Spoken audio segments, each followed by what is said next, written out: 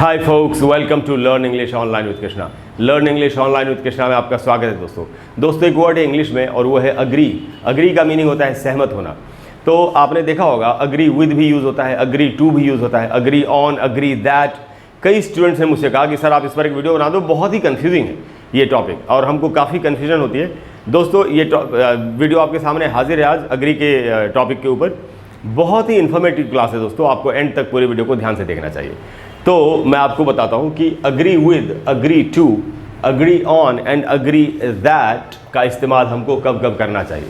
अच्छा, मैंने क्या किया है, मैं आपको एकदम निचोड़ बता रहा हूँ। जैसे क्रीम निकाल के रख देते ना, वैसे मैं आपको बता रहा हूँ इसमें। वरना अगर आप बुक में पढ़ेंगे तो 4-5 पेजेस में है। एक एक लाइन में आपको एक एक पॉइंट आपको बता दूंगा मैं, और एकदम क्लियरली आपकी समझ में आ जाएगा। तो दोस्तों सबसे पहले हम स्टार्ट करते हैं अग्री विद से। अग्री विद को आप दो तरीके से यूज़ कर सकते हैं। पहला तो यूज़ है अग्री विद अ पर्सन। किसी व्यक्ति से, किसी इंसान से अगर आप सहमत हैं तो आप अग्री विद का इस्तेमाल कर सकते हैं। कैसे, सेंटेंस में कैसे यूज़ करेंगे?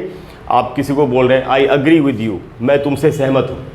आई agree with you, I agree with him, मैं उससे सहमत हूँ। आई अग्री विद हर, मैं उससे सहमत हूँ। ही अग्रीज विद मी, वो मुझसे सहमत है। अच्छा, ये पॉजिटिव सेंटेंस है। अगर नेगेटिव सेंटेंस है, मैं तुमसे सहमत नहीं हूँ, तो टेंस के हिसाब से जैसे सेंटेंस बनते हैं वैसे बनाएंगे। आई do not agree with you, मैं तुमसे सहमत नहीं हूँ। वो मुझसे सहमत नहीं है, अगर वो जिसके बारे में आप बोल रहे हैं वो मुझसे सहमत नहीं है। अगर वो लड़का है और एक है तो आप बोल सकते हैं he does not agree with me. अगर वो लड़की है, she does not agree with me. अगर वे लोग एक से ज़्यादा है, they do not agree with me. तो अग्री विद समवन या नॉट अग्री विद समवन का मतलब है किसी इंसान के साथ सहमत होना। तो अग्री विद किसी इंसान के लिए आप यूज़ कर सकते हैं जिससे आप सहमत हैं या सहमत नहीं है।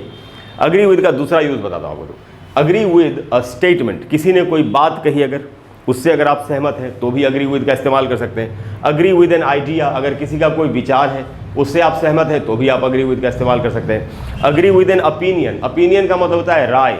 अगर आप किसी की राय से सहमत हैं तो भी आप अग्री विद का इस्तेमाल कर सकते हैं। अच्छा दोस्तों, ये जो वर्ड है इसका जो उच्चारण होगा, जो प्रोनाउंसिएशन है वो है ओपिनियन। इसको ओपिनियन नहीं पढ़ना चाहिए, ओ का साउंड नहीं है दोस्तों, आधा अ है एक्चुअली। ओपिनियन, अपी आधा न, य और न, ओपिनियन। इसको ओपिनियन नहीं पढ़ना चाहिए। आप उच्चारण सीखना चाहते हैं, मेरे प्लेलिस्ट पर, मेरे चैनल पर एक प्लेलिस्ट है जिसका नाम है learn English pronunciation and phonetics. कमाल की प्लेलिस्ट है। जो आप में से जो लोग भी मुझे पहले से फॉलो करें, आपको मालूम है क्या कह रहा हूँ। जो लोग पहली बार इस वीडियो को देख रहे हैं उनको उस प्लेलिस्ट में, जो मेरी प्लेलिस्ट है learn English pronunciation and phonetics, अगर आपको कमाल के रूल सीखने हो उच्चारण के तो आप उस प्लेलिस्ट में जाके वीडियो देख सकते हैं। तो दोस्तों अग्री विद का दूसरा यूज़ ये है।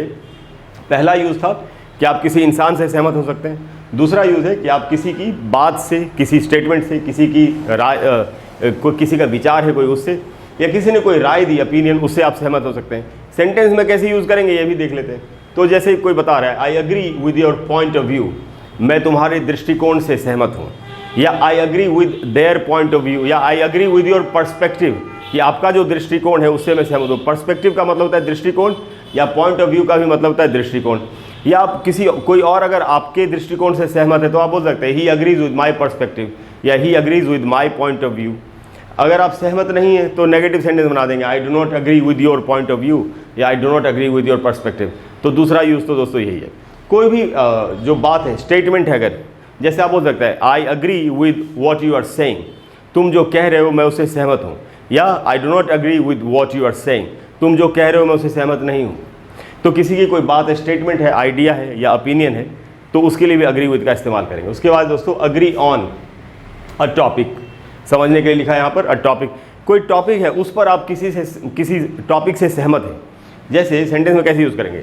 जैसे कोई कह रहा है we agreed on a date for the meeting. कोई भी टॉपिक है कि हाँ ये मीटिंग की ये डेट होनी चाहिए, या इस तरीके से इस काम को होना चाहिए। कोई भी जो बातचीत चल रही है उस पर अगर आप अग्री करते हैं तो आप बोलेंगे agree on a topic, we agreed on a date for the meeting. हम मीटिंग की डेट पर हम सभी लोग सहमत हो गए कि हाँ इसी डेट पर मीटिंग होनी चाहिए। या आप बोल सकते हैं we agreed on a date for the wedding, शादी की डेट पर हम सहमत हो गए।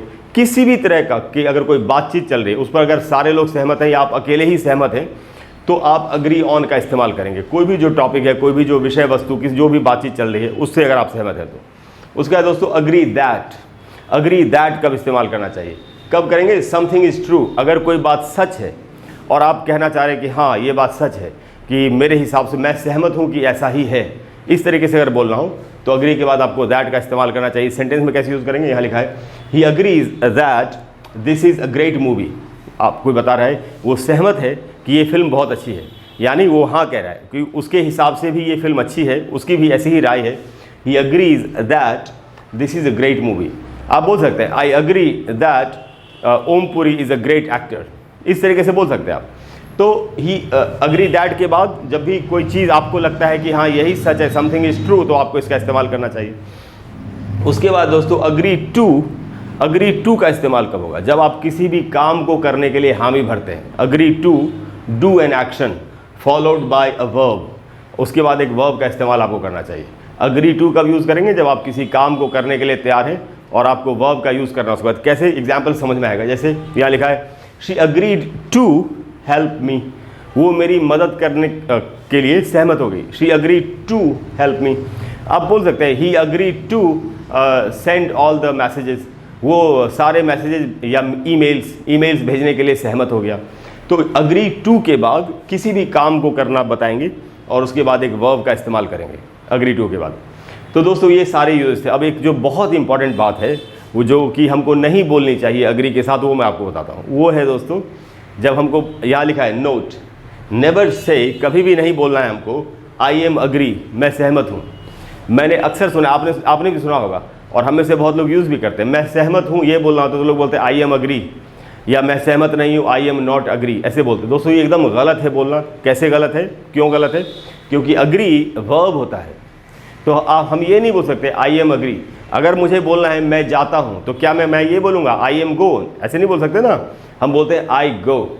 मैं जाता हूँ आई गो, मैं पढ़ता हूँ आई रीड, मैं पढ़ता हूँ आई एम रीड तो नहीं बोलते। वैसे ही मैं सहमत हूँ को बोलेंगे I agree, I am agree बिल्कुल भी नहीं बोलना चाहिए। तो दोस्तों मुझे पूरी उम्मीद है कि आज की क्लास के बाद अग्री के सारे यूजेस आपको मालूम पड़ गए और आप आज के बाद अग्री के सारे यूजेस को खूबसूरती से यूज़ कर पाएंगे और अच्छे तरीके से इंग्लिश में बातचीत कर पाएंगे, या जो भी आपको कहीं पर कोई एग्ज़ाम भी है, कोई राइटिंग में भी, रिटन इंग्लिश में भी आपकी काफ़ी हेल्प होगी इससे। और इसके अलावा दोस्तों अगर आपको क्लास अच्छी लगी हो तो प्लीज़ वीडियो को लाइक करें और शेयर करें और चैनल को सब्सक्राइब करें। अगली क्लास में मैं आपको फिर से इसी तरह के कुछ यूज़फुल फ्रेजेस या कोई भी ऐसा जो करेक्ट यूसेज है वो बताने की कोशिश करूँगा। कोई भी अगर ऐसा टॉपिक है जिस पर आप चाहते हैं कि मैं आपके लिए एक वीडियो बना दूँ, तो आप नीचे कमेंट बॉक्स में लिखिए। मुझसे जितनी जल्दी हो सकेगा मैं आपको उस पर वीडियो बना करके देने की कोशिश करूँगा। Thank you very much. I will see you soon. Bye bye.